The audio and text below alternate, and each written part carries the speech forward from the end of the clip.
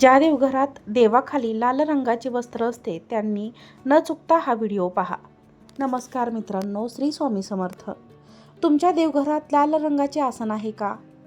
जर असेल तर हा व्हिडिओ शेवटपर्यंत न चुकता पहा, कारण ही एक छोटीशी गोष्ट तुमच्या आयुष्यात काय घडवून आणते हे तुम्हाला माहीत नसेल तर तुमचे संपूर्ण घर भांडू शकते. तुमच्या प्रगतीत अडथळे काय येतात, घरात कटकटी वादविवाद होत आहेत, याचे उत्तर कदाचित तुमच्या देवघरातील आसनात दडलेले असू शकते. चला तर मग जाणून घेऊया देवघराच्या नेमके महत्त्व काय आहे. नमस्कार. आपल्या हिंदू संस्कृतीत घराचे हृदय म्हणजेच आपले देवघर. देवघर कितीही मोठे असो किंवा छोटे, तिथली सकारात्मक ऊर्जा ही देवघरातून प्रभावित होत असते. देवघर हे केवळ मूर्ती ठेवण्याची जागा नाही, तर ते घराची ऊर्जा केंद्र आहे. देवघरात असलेल्या देवांच्या मूर्ती किंवा फोटो या केवळ माती किंवा धातूच्या नसतात. जेव्हा आपण त्यांची मनोभावे पूजा करतो तेव्हा त्यामध्ये सात्विक लहरी निर्माण होत असतात. सकाळी आणि संध्याकाळी देवघरात दिवा लावल्याने घरातील नकारात्मक ऊर्जा नष्ट होते. दिवसभराच्या धावपळीनंतर देवांसमोर 2 मिनिटे बसल्याने जो मानसिक आनंद मिळतो तो कशातच मिळत नाही. देवपूजा करणे केवळ हे कृती नसून ती ईश्वराशी जोडली जाण्याची प्रक्रिया आहे. शास्त्रानुसार आणि परंपरेनुसार देवपूजा करताना काही गोष्टी लक्षात ठेवणे अत्यंत महत्त्वाचे असते. देवपूजेला बसण्यापूर्वी स्नान करून स्वच्छ धुतलेले वस्त्र परिधान करावेत. जमिनीवर थेट बसू नये. पूजेसाठी लोकरीचे किंवा स्वतंत्र आसन वापरावे. ते आसन कोणाशीही शेअर करू नये. पूजेच्या वेळी मनात रागाची किंवा वाईट विचार नसावेत. शांत चित्ताने नामस्मरण करत आपल्या देवाची पूजा करावी. पूजेच्या वेळी आपले तोंड हे पूर्व किंवा उत्तर दिशेला असावे. देवघरात एकाच देवांच्या 2 मूर्ती किंवा 2 पेक्षा जास्त फोटो समोरासमोर असू नयेत. मूर्तीसुद्धा 2 पेक्षा जास्त असू नयेत. फुटलेल्या मूर्ती, फाटलेले फोटो देवघरात ठेवू नका. रोज देवासमोर परिसरात देवघर ओल्या कपड्याने स्वच्छ पुसून घ्या. आदल्या दिवशीची सुकलेली फुले आणि हार सकाळीच काढून टाका. शिळे फुले देवाला वाहू नका. तुळस आणि बिल्वपत्र याला अपवाद आहेत. देवाला वाहिले जाणारे अक्षता म्हणजे तांदूळ अखंड असावेत. ते तुटलेले नसावेत. पांढरे तांदूळ देवाला वाहण्यापूर्वी त्यांना थोडे ओले करून हळद कुंकू लावावे. पूजेच्या तांब्यातील पाणी रोज बदलावे. ते पाणी तुळशीला किंवा इतर झाडांना घालावे. पायाखाली येईल अशा ठिकाणी ते पाणी टाकू नका. विशेषतः गणपतीला जास्वंद किंवा दुर्वा, शंकराला बेल, विष्णूला कृष्णाला तुळस अर्पण करावी. शंकरांना केतकीचे फुले वाहू नका आणि गणपतीला तुळस अर्पण करू नका. देवांसमोर दिवा लावताना तो उजव्या हाताला असावा. दिवा विझणार नाही याची काळजी घ्यावी. अगरबत्ती किंवा धूप लावल्यानंतर तो डाव्या हाताला ठेवावा. देवाला नैवेद्य दाखवण्यापूर्वी त्यावर तुळशीचे पान ठेवावे किंवा पाण्याने मंडळ करावे. नंतर तो लगेच तिथून उचलून वाटावा. शेवटी क्षमा प्रार्थना नक्की करावी. हे देवा, मला मंत्र माहीत नाही, विधी माहीत नाही. माझ्याकडून पूजेत जर काही चूक झाली असल्यास मला क्षमा करा. पूजेनंतर लगेच आसनावर वरून उठू नये. आसनाखाली थोडे पाणी सांडून ते डोळ्यांना लावावे आणि मगच उठावे. अगदी छोट्या छोट्या चुका असतात. या जरी आपण पाळल्या तरी आपल्याला संपूर्ण देवपूजेचे फळ मिळत असतं.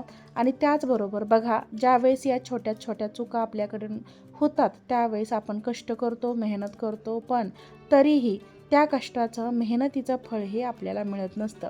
तरी या छोट्या चुका ज्या आहेत, ज्या आपल्याकडून होतात ते आपल्याला पाळायचे असतात. आता त्यानंतर वळूया आपल्या सर्वात महत्त्वाच्या विषयाकडे. तो म्हणजे ज्या देवघरात देवांखाली, आपल्या देवाखाली लाल रंगाचे आसन टाकलेले असते त्यासाठी पुरुषांनी नक्की बघा, नाहीतर आपल्याला आयुष्यभर पश्चाताप करावा लागेल. त्याचबरोबर जर तुम्हाला हा व्हिडिओ आवडला असेल तर व्हिडिओला लाईक करा, चॅनलला सबस्क्राईब करा आणि कमेंट बॉक्समध्ये जय माता लक्ष्मी लिहायला अजिबात विसरू नका, जेणेकरून माता लक्ष्मीची तुमच्या कुटुंबावर, मुलांवर अगदी भरभरून अशी कृपा होईल. देवघरात देवांच्या मूर्ती किंवा फोटोखाली कापड म्हणजे आसन ठेवणे हे केवळ सजावट नसून त्यामागे खोल धार्मिक, शास्त्रीय आणि आध्यात्मिक कारण आहेत. शास्त्रीय दृष्टिकोनातून विचारतील तर जेव्हा आपण देवांची पूजा करतो, मंत्र जप करतो किंवा दिवा लावतो तेव्हा तिथे एक विशिष्ट प्रकारची सात्विक ऊर्जा निर्माण होते. जर तुम्ही थेट जमिनीवर किंवा एखाद्या कापडावर ठेवली तर ती ऊर्जा जमिनीद्वारे शोषली जाऊ शकते. कापडाच्या आसनाला, ऊर्जेला धरून ठेवण्याचे आसन काम करते, ज्यामुळे देवघरातील सकारात्मक ऊर्जा टिकून राहते. आपल्या घरी जेव्हा एखाद्या सन्माननीय पाहुणा येतो तेव्हा आपण त्यांना थेट जमिनीवर बसवत नाही, तर सतरंजी किंवा सोफ्यावर बसवतो. देवतांचा मालक आहे, त्यांना सन्मान देण्यासाठी आणि त्यांच्याबद्दलची आपली भक्ती व्यक्त करण्यासाठी आपण आसनाचा वापर करत असतो. बऱ्याचदा देवांची मूर्ती पाषाण धातू किंवा मातीच्या असतात. थेट जमिनीच्या संपर्कात आल्यास त्या आर्द्रतेमुळे त्या काळवंडू शकतात किंवा त्यांना गंज चढू शकतो. कापडामुळे पोठो घासण्यापासून वाचतो आणि काचेला तडे जाण्याची देखील शक्यता कमी असते. बघा, आसनाच्या रंगाचा आपल्या मनावर आणि वातावरणातही मोठा परिणाम होतो. देवघर हे घराचे सर्वात पवित्र ठिकाण आणि असे कापड अंथरल्यामुळे मूर्तीच्या खाली धूळ साचत नाही. हे कापड वेळोवेळी धुता येते किंवा बदलते. त्याच्यामुळे देवघरात नेहमी चैतन्य आणि ताजेपणा जाणवतो. कापड सुती किंवा रेशमी वापरावे. आसन फाटलेले, ते मळलेले किंवा जळकटलेले नसावे. दर 15 दिवसांनी किंवा महिनाभराने ते नक्कीच बदलावे. शुभ मानले जाते. नवीन आसन नक्कीच 15 दिवसांनी किंवा महिन्याने तुम्ही देखील बदलायचे असते. त्यात कुलदेवतेच्या आवडीनुसार किंवा वारांप्रमाणे तुम्ही आसनाचा रंग जो आहे तर तो बदलू शकता. आता सर्वात महत्त्वाचं ते म्हणजे ज्या घरामध्ये देवघरात आपण लाल रंगाचे आसन टाकलेले असते, म्हणजेच वस्त्र टाकलेले असते, तर त्यांनी बघा नेमकं तुमच्यासोबत काय घडत असते. जर तुम्ही देवाची सेवा करत असाल किंवा हनुमंताची उपासना करत असाल तर लाल रंग अत्यंत शुभ मानला जातो.